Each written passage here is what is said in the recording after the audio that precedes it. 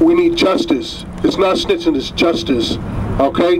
So all those people out there with the stop snitching persona, stop it. All the citizens behind me here in Brockton, we're not snitching. We want justice. I just wanted to be here tonight to assure the citizens of Brockton that we're using every resource available to us to make sure the streets remain safe.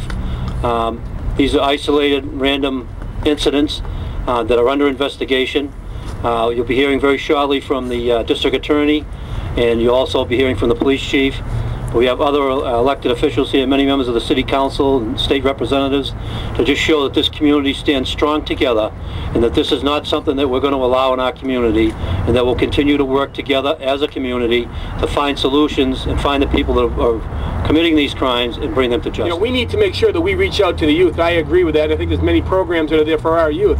But also to understand that a lot of the individuals that are causing the problems and havoc are not youth, and they are not from Brockton. They are coming here and bringing problems to the city of Brockton, as we all know from the event that occurred right around New Year's Eve, actually New Year's Day in the morning, from the shooting that began in Brockton that ended up in Quincy. 3 grown men, 3 individuals from Boston. Other individuals that are bringing the problems here to the city of Brockton. And we should let these individuals understand that we are not going to sit back and allow them to bring their problems to the city of Brockton. As a result of that, there's been significant resources that have been set forth here and will be for the nearby future, as pertains to additional state police detectives, gang units, the community activation team, the violent fugitive apprehension team, additional resources from detectives from the district attorney's office that are also involved. A significant number of individuals are here in this area to be saturated to make sure that we can all work together.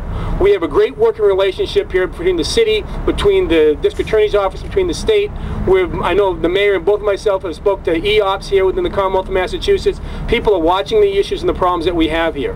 As pertains to one of the murders that occurred on the other day on January 8th on Main Street, I did have information as pertains to an arrest warrant for an individual has been issued. That individual is an individual by the name of Shane Bester. We have a photograph here. We'll have distributions for the media to be put out there. Shane Bester will be charged upon being picked up with the murder of Adilson Pires that has occurred here at approximately 9:23 on January 8th. A very serious event that occurred within the city. Just to let you know also, there was as you know, there was a shooting that occurred on Falmouth Street. That is a matter that is currently still under investigation, and I'm optimistic that the police will be able to get to the right people that committed these crimes. For individuals that have information that have not yet come forward, you should understand that we need that information to prosecute these cases. We need cooperation from the witnesses who may have seen what have occurred.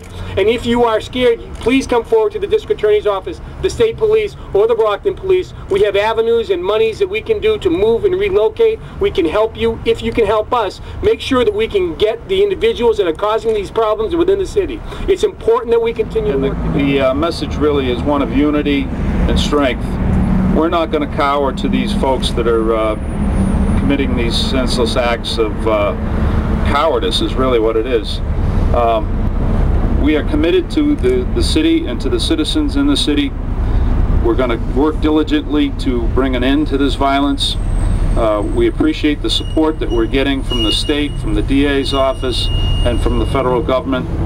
In fact, I have just received a phone call from an agent in the FBI who has been working with us to try to start a task force, and I've been told that Washington has approved that today. I just got that word, so we'll be starting that task force very shortly, joining in with other communities in southeastern Massachusetts to work on problems of a common nature. It's called the Southeastern Massachusetts Gang Task Force, and we'll be working with cities such as Taunton, New Bedford, so on.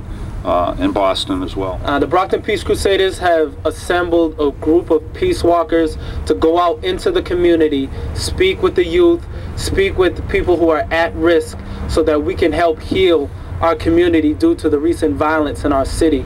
And we're here to say that we're not going to sit down and take what is going on in our community. These are our youth, our children dying in the streets over nothing, whether it is from assailants coming from outside of Brockton or whether you live within Brockton. We need to come together as a community, as a whole, the community, the people within the community, the young people, old people, the police, the administration, schools, the churches. Everyone wants peace. Everyone wants to be safe walking home. Everyone wants to know that their kids are safe in school or safe just walking down the streets. So the Brockton Peace Crusaders are out here to show that there is a community effort out there to restore peace to the city of Brockton. As far as the stop snitching, we need to become problem solvers within our communities. We need to improve our quality of life for ourselves and our children. So to address the stop snitching, we all need to do our part to make our streets safe.